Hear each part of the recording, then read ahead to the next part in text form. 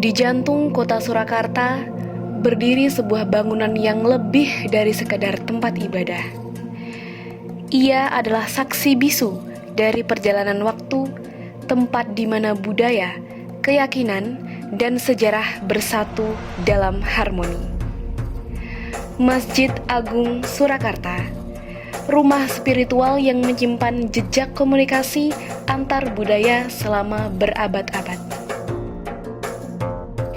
Dibangun pada masa Pakubuwono II, masjid ini tidak hanya merepresentasikan identitas Islam, tetapi juga akulturasi, pertemuan yang saling meresapi antar budaya lokal dan global.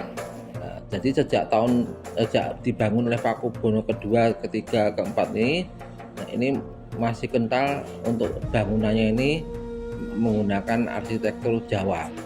Baru ketika Pakubuwono X naik haji, itu ada akulturasi arsitekturnya. Jadi ketika dia naik haji kemudian ke Turki, dia melihat masjid itu ada menaranya.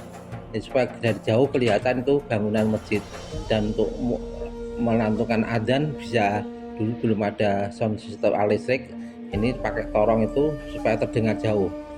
Nah itu dia bangun menara, kemudian bangun gapura yang arsitekturnya itu berbentuk kubah ya. Nah, kubah itu akhirnya kan itu tidak dikenal di budaya Jawa. Jadi terjadi akulturasi arsitektur bangunan masjid ini. Gaya arsitektur India, Persia, hingga Jawa klasik berpadu dalam keindahan yang tenang. Namun bukan hanya visual, tetapi pesan. Komunikasi antar budaya tak hanya terjadi lewat kata, tetapi juga bentuk, fungsi, dan simbol.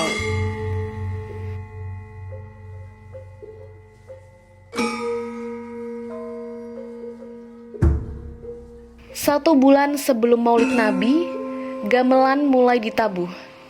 Tradisi sekaten bukan sekedar festival, tapi strategi komunikasi. Masyarakat Solo ini kan banyak yang belum memeluk agama Islam, banyak yang beragama Hindu, yang dalam komunikasi atau sembahyangan ini banyak diiringi oleh gamelan. Nah, kemudian ada dibacakan mantra-mantra ya. Akhirnya Raja Pakubuwono ke-7 dengan masukan daripada para ulama membuat ini gamelan Guntur Madu Guntur Sari, dan dibunyikan dia membangun bangunan tambahan di halaman masjid Bangsal Pradongo itu. Nah, untuk menciptakan momentumnya ini dia ciptakan tradisi budaya Jawa yang diambil dari nenek Islam. Itu momentumnya kelahiran Nabi Muhammad SAW. Sekaten berasal dari kata syahadatain, dua kalimat syahadat.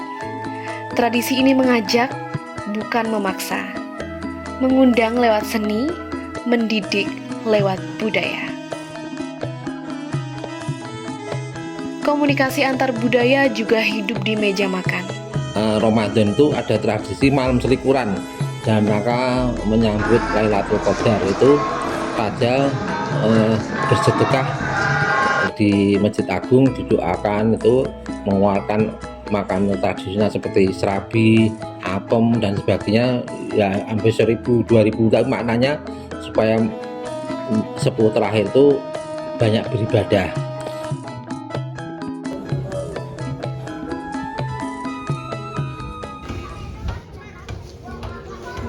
Di Masjid Agung Surakarta, komunikasi antar budaya bukan sekedar teori.